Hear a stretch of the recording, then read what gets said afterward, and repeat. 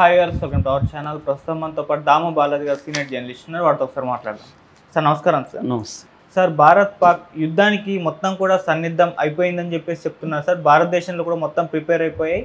So 1971 తర్వాత first time భారతదేశంలో civilian drill చేస్తున్నారు. ఇది చాలా కాలం తర్వాత చేయడం చూస్తున్నాం. సో ఇది యుద్ధానికి ఒక సంకేతం కూడా భావిస్తున్నారు సార్. అసలు సివిలియన్ డ్రిల్ అంటే ఏంటి, ఏం చేస్తారు, అలాగే ఇప్పుడు ఒకవేళ భారత్ పాక్ మధ్య యుద్ధం వస్తే సివిలియన్స్ పరిస్థితి ఏంటి, అంటే వాళ్ళకు ఎదురయ్యే సమస్యలు ఏంటి, ఎలా జాగ్రత్త పడాలి సార్? దాన్ని చెప్పే ముందు నేను కొద్దిగా వేరే విషయం చెప్పాలి. అదేంటంటే ఇండియా యుద్ధానికైతే రెడీ అయిపోయింది. ఎలాంటి యుద్ధం చేయబోతుంది అనేది మనం గెస్ చేస్తున్నాము. ఎలాంటి యుద్ధం చేయబోతుందంటే మనకి ఇంతకుముందు సుందర్జీ డాక్ట్రిన్ అని ఉండేది. సుందర్జీ డాక్ట్రిన్ అంటే లార్జ్ స్కేల్లో ఆపరేషన్స్ మొదలుపెట్టి యుద్ధం చేయడం అనేది సుందర్జీ డాక్ట్రిన్. 2000 సంవత్సరానికి ముందు ఈ సిద్ధాంతం ఉండేది మన మిలిటరీకి సంబంధించి. అంటే లార్జ్ స్కేల్ షిప్పులు కావచ్చు, లార్జ్ స్కేల్ ఇన్ఫాంట్రీ కావచ్చు, లార్జ్ స్కేల్ ఎయిర్ ఫోర్స్ కావచ్చు, దింపి స్లోగా స్టడీగా యుద్ధం చేయడం అనేది ఉండేది. 71లో కానీ, 65లో కానీ, 47, 48లో కానీ పాకిస్తాన్తో వచ్చిన యుద్ధాల్లో మనం అదే ఉంది. ఈవెన్ కార్గిల్ యుద్ధంలో కూడా ఆ టాక్టిక్సే మనం పాల్గొన్నాం. అయితే దీంట్లో చాలా సమస్యలు వస్తున్నాయని గుర్తించారు. ఎందుకంటే మనం ఈ స్లోగా ఆర్గనైజ్ లోపల పాకిస్తాన్ కూడా రెడీగా అయిపోతూ ఉంది.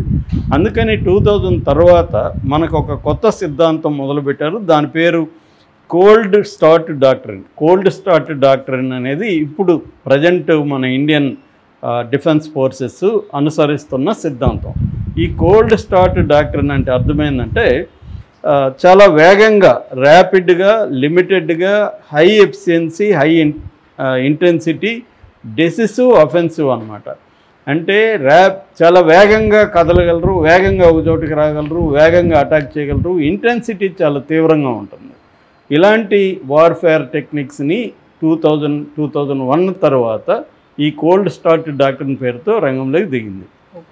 ఇప్పుడు మన ముందున్న ఆప్షన్స్ ఏమంటే ఫుల్ స్కేల్ వార్ అనేది ఇండియా చేయలేదు. ఎందుకంటే ఫుల్ స్కేల్ వార్ కానీ జరిగితే అది ఇంటర్నేషనల్ ఫోర్సెస్ కూడా ఇన్వాల్వ్ అయిపోతాయి. చైనా పాకిస్తాన్ వైపు వస్తుంది, టర్కీ వస్తుంది, ఇరాన్ రెడీగా ఉంది. సో ఈ 3 ఫోర్సెస్ పాకిస్తాన్ వైపు ఉంటాయి. మన వైపు రష్యా వచ్చే అవకాశం ఉంది. అమెరికా లాంటి దేశాలు యాక్టివ్గా రావు. ఇరు దేశాలకు ఆయుధాలు అమ్మే ఇజ్రాయెల్ కానీ, అమెరికా కానీ, వీళ్ళు ఇరు దేశాలకు కూడా, ఇజ్రాయెల్కి కూడా అమ్ముతుంది, అమెరికా ఇజ్రాయెల్ కూడా పాకిస్తాన్కి అమ్ముతాయి. సో ఏదేమైనా చైనా బలంగా పాకిస్తాన్ వైపు నిలబడే అవకాశం ఉంది. అందువల్ల అదొకటి. రెండవది, న్యూక్లియర్ వెపన్స్ పాకిస్తాన్ దగ్గర కూడా న్యూక్లియర్ హెడ్స్ ఒక 150 వరకు ఉన్నాయి. కాబట్టి న్యూక్లియర్ హెడ్స్ ఫస్ట్ పాకిస్తాన్ ఉపయోగించే అవకాశం ఉంది. కాబట్టి మనకు డ్యామేజ్ అవకాశం ఉంది. సో రెండవది ఏంటంటే మన ఎకనామీ కానీ, జియో పాలిటిక్స్ కానీ, మన ఆర్థిక వ్యవస్థ, మన ప్రజల జీవన వ్యవహారాలు అస్తవ్యస్తం అయ్యే అవకాశం అయితే ఉంది. అందుకని ఫుల్ ఫ్లెడ్జ్డ్ వార్కి అయితే ఇప్పుడు వెళ్ళే అవకాశం లేదు. అందుకని ఇప్పుడు ఏం చేయాలి, లిమిటెడ్ వార్ఫేర్ అంటారు. లిమిటెడ్ వార్ఫేర్ అంటే టార్గెటెడ్ వార్ఫేర్. ఎక్కడో మనం ఇప్పుడు ఈ జైషే మహమ్మద్ వాళ్ళ ఆర్గనైజేషన్ వాళ్ళు కానీ, ఎల్ఈటి లష్కరే తోయిబా ఆర్గనైజేషన్లు కానీ ఈ టెర్రరిస్టులని ఎక్కడున్నారో వాళ్ళని మాత్రం అటాక్ చేసి వాళ్ళని చంపేసి వచ్చాడు. వాళ్ళు ఎక్కడున్నా పర్వాలేదు. సో వాళ్ళు మిలిటరీ స్థావరాలు ఉన్నా ఎక్కడున్నా దాని మీద మాత్రమే అటాక్ చేయడం.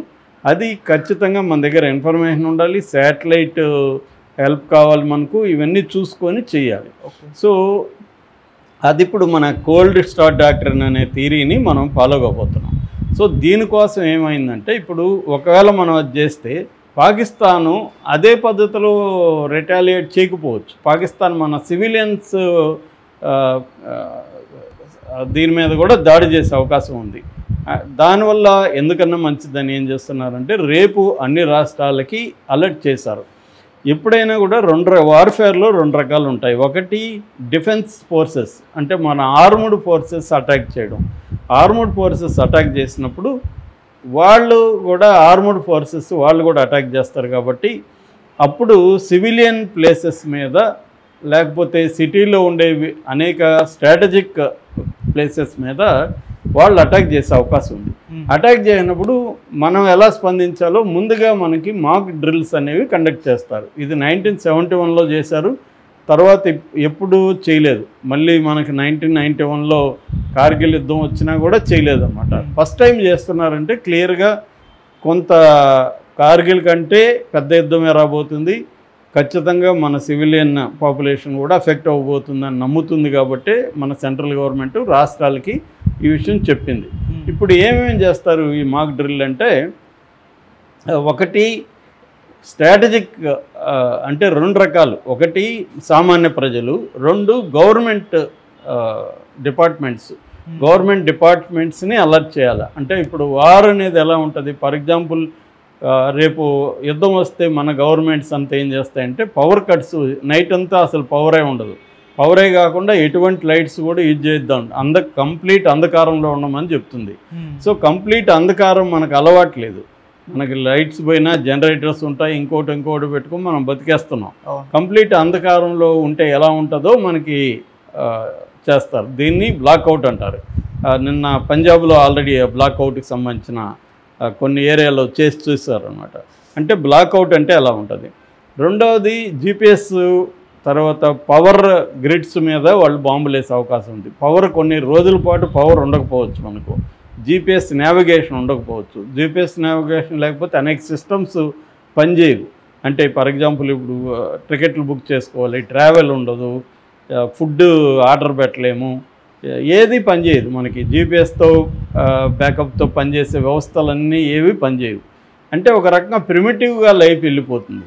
అప్పుడు మనం రెడీగా ఉండాలి, దానికి కూడా మనం సిద్ధమై ఉండాలి. అంటే మెంటల్గా సాధారణ సివిలియన్స్ ప్రజల్ని అలర్ట్ చేస్తుంది అన్నమాట గవర్నమెంట్. అందుకని రేపు ఆ డ్రిల్ చేయబోతున్నారు. మూడవది డిపార్ట్మెంట్స్ మధ్య ఒక సమన్వయం ఉండాలి. ఇక్కడ సివిలియన్ పోలీస్ ఉంటారు, మన సివిలియన్ అడ్మినిస్ట్రేషన్ ఉంటుంది, బ్యూరోక్రసీ ఉంటుంది, రవాణా డిపార్ట్మెంట్లు, రెవెన్యూ డిపార్ట్మెంట్లు, ఇట్లా రకరకాల డిపార్ట్మెంట్స్ మధ్య కోఆర్డినేటెడ్ కమిటీస్ ఏర్పాటు చేసి కోఆర్డినేషన్ ఉండాలి. అట్లాగే కమ్యూనికేషన్ సిస్టమ్స్ కూడా రేపు ఫెయిల్ అవుతాయి. ఎందుకంటే వాళ్ళు బాంబు దాడుల వల్ల కమ్యూనికేషన్ సిస్టమ్స్ ఫెయిల్ అయినప్పుడు ఆల్టర్నేటివ్గా ఎలా కమ్యూనికేట్ చేయాలి.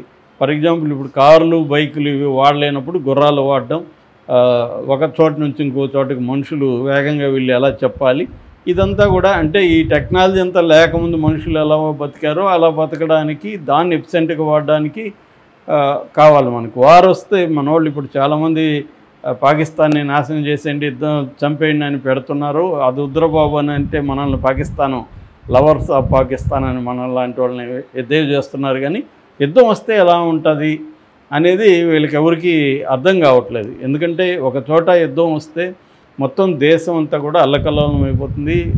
రైల్వేలు పనిచేయవు, బస్సులు తిరగవు, ఇంటర్నెట్ పనిచేయదు, జీపీఎస్ వ్యవస్థలు పనిచేయవు, పవర్ ఉండదు. దానివల్ల ఏమవుతుంది, సరుకుల రవాణా ఉండదు, సరుకుల రవాణా సప్లై ఉండదు. డబ్బున్నోళ్ళు ముందుగానే 6 నెలలకు 1 year కొనిపెట్టుకుంటారు. మిగతా వాళ్ళకి డబ్బులు కూడా క్యాష్ నీకు అర్జెంటుగా కావాలంటే దొరకదు, ఏటీఎంలు పనిచేయవు, బ్యాంకులు మూసేయచ్చు. సో ఇలాగా మనం ఊహించని స్థాయిలో జీవితం అస్తవ్యస్తం అయిపోయే అవకాశం ఉంది. అందుకని మెంటల్గా ప్రిపేర్ అవ్వడానికి ఈ డ్రిల్ చేస్తారు. మూడవది క్యామోఫ్లేజింగ్ అంటారు. క్యామోఫ్లేజింగ్ అంటే మన వ్యవస్థలని, ఇప్పుడు ఫర్ ఎగ్జాంపుల్ చార్మినార్ ఉంది, చార్మినార్ని కంప్లీట్గా దేనితైనా కప్పేయడం. అట్లాగే మన డిఫెన్స్ సిస్టమ్స్ ఉన్నాయి, మన ఇక్కడ ఆర్డినెన్స్ ఫ్యాక్టరీస్ ఉన్నాయి హైదరాబాద్లో, తర్వాత ఎలక్ట్రికల్ గ్రిడ్స్ ఉంటాయి. వీటినన్నిటిని కూడా కప్పేయాలి, ఎక్కడ ఏముందో తెలియకూడదు వాళ్ళు అటాక్ చేయాలనుకుంటే. సో ఇది అంటే రేపొద్దున్న శాటిలైట్ వ్యవస్థల ద్వారా ఇవాళ 71లో అంటే ఇటువంటి పనిచేస్తే కానీ ఇవాళ ఎంత పనిచేస్తాయి కూడా డౌట్. ఎందుకంటే శాటిలైటు థర్మల్, నైట్ కూడా థర్మల్ దీంట్లో టెక్నాలజీస్తో కనిపెట్టే వచ్చినాక మన క్యామోఫ్లేజ్ టెక్నిక్స్ కూడా ఎంతవరకు పనిచేస్తాయి అనేది ఇప్పుడు డౌటే. కానీ మ్యాక్సిమం అయితే చర్యలు తీసుకోవాలి. సో సివిలియన్ పాపులేషన్ అలర్ట్ చేయడం, గవర్నమెంట్కి సంబంధించిన వివిధ వ్యవస్థల్ని రెడీ చేయడం, క్యామోఫ్లేజింగ్ టెక్నిక్స్ వాడడం, ఇది ప్రధానంగా రేపు డ్రిల్ చేయబోతున్నారు. సో ఈ డ్రిల్లో నుంచి జనాలంతా మెంటల్గా ప్రిపేర్ చేస్తారు. సో ఒక్కసారిగా యుద్ధం వస్తే మనకి నేను చెప్పిన లైఫ్ అంతా అస్తవ్యస్తం అయిపోతుంది. చాలామంది గ్రీడీ ఫెలోస్ తయారవుతారు, సరుకులంతా డంప్ చేసేస్తారు బ్లాక్లో. మనకి ఏ సరుకులు కూడా దొరకని పరిస్థితి క్రియేట్ అవుతుంది. మిల్క్ దగ్గర నుంచి నిత్యావసరాలు ఏవి కూడా దొరకని పరిస్థితి కూడా క్రియేట్ అయ్యే అవకాశం ఉంది. ఇదంతా కూడా ఎప్పుడు అంటే పాకిస్తాన్ ఎట్లా రిటాలియేట్ చేస్తుంది అనే దాన్ని బట్టి ఉంటుంది. అంటే మనం టార్గెటెడ్గా మనమైతే ఇప్పుడు టార్గెటెడ్గా చేస్తున్నాం, కానీ పాకిస్తాన్ అలాగే చేయకపోవచ్చు కదా టార్గెటెడ్గా. ఎందుకంటే ఇప్పుడు ఇజ్రాయెల్ అదే చేసింది. ఇజ్రాయెల్ పిల్లల్ని 25,000 30,000 మంది పిల్లల్ని చంపేసింది గాజాలో. సో స్కూళ్ళ మీద హాస్పిటల్ మీద బాంబులు వేసింది. రేపు అదే పాకిస్తాన్ చేయదని ఏం లేదు కదా. పాకిస్తాన్ ఎయిర్ ఫోర్సు జెట్స్ వచ్చి మన దేశంలో స్కూళ్ళ మీద హాస్పిటల్ మీద లేకపోతే వివిధ